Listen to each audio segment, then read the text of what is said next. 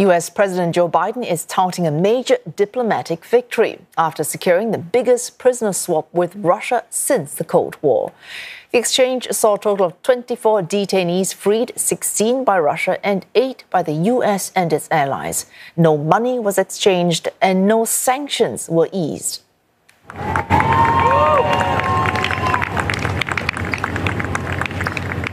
Mr. Biden welcomed 3 Americans home. The first to emerge from the plane was former Marine Paul Whelan, who had been serving a 16-year sentence on spying charges.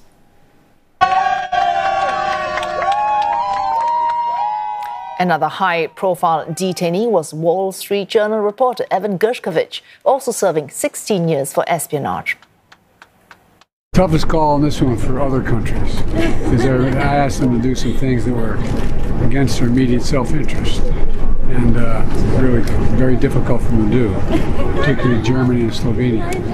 Slovenia came in at the last minute, and I tell you what, the chancellor was incredible.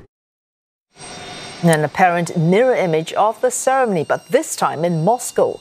Russian President Vladimir Putin gave a hero's welcome to the freed prisoners. They include Vadim Krasikov as a Kremlin hitman jailed in Germany for gunning down a former Russian separatist rebel. His release did not go down well with some in Germany. Ehrlich gesagt, ich finde es schade, dass Deutschland sich darauf eingelassen hat, weil einen Mörder freizugeben, der dann im anderen Land als Held gefeiert wird. Und gerade in den Zeiten des Krieges mit Putin sowieso.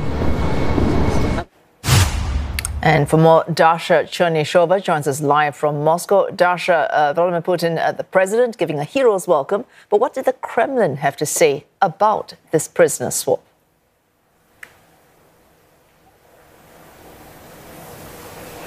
Well, the Kremlin has stressed that this prisoner swap has been made possible thanks to Vladimir Putin's tough stance on the exchange, not the extradition. And this position, according to Kremlin spokesman Dmitry Peskov, has yielded the positive results that Russia wanted. He also has said that there has been the vigorous work between Russia's FSB, Federal Security Service, and U.S. CIA that was this work has required to create the rigorous and elaborate chains of communication. He praised this work and said that was obviously very uneasy to find the common ground. He didn't comment, however, on the way how the prisoners have been chosen for this swap. We also understand that the Kremlin has confirmed that Vadim Krasikov, who has been accused of the murder in Germany, has been confirmed to have served in the FSB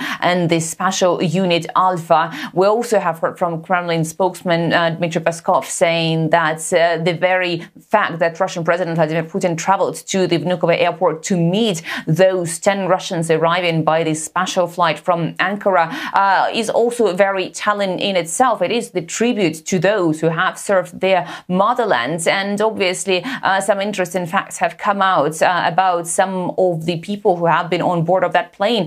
There were 2 minors, the children of 2 Russian intelligence officers who are said to not even know that they were Russians until the very time that they have left Ankara. That's according to Dmitry Peskov as well. So certainly the Kremlin is praising what has happened, and the work on the future prisoner swaps is expected to continue. Dasha, we're hearing from the Kremlin there, but how has the Russian public reacted to this 8 being released, including specifically Mr. Vadim Krasikov?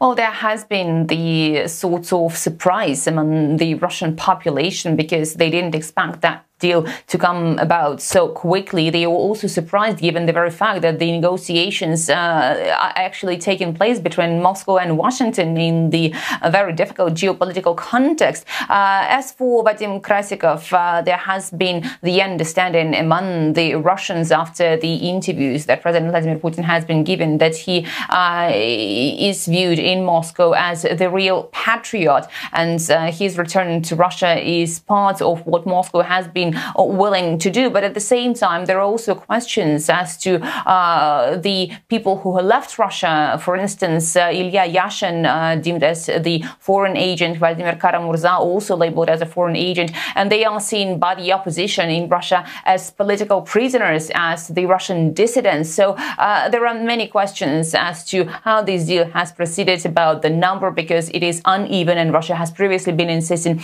on the prisoner swaps that should involve the same numbers on both sides. But at the same time, it is seen as a positive sign that talks are still possible, even though the Kremlin has also hinted that the negotiations, any possible negotiations on Ukraine, will have to be taking place on a completely different basis. Thanks, Dasha Chernyshova reporting live to us there from Moscow.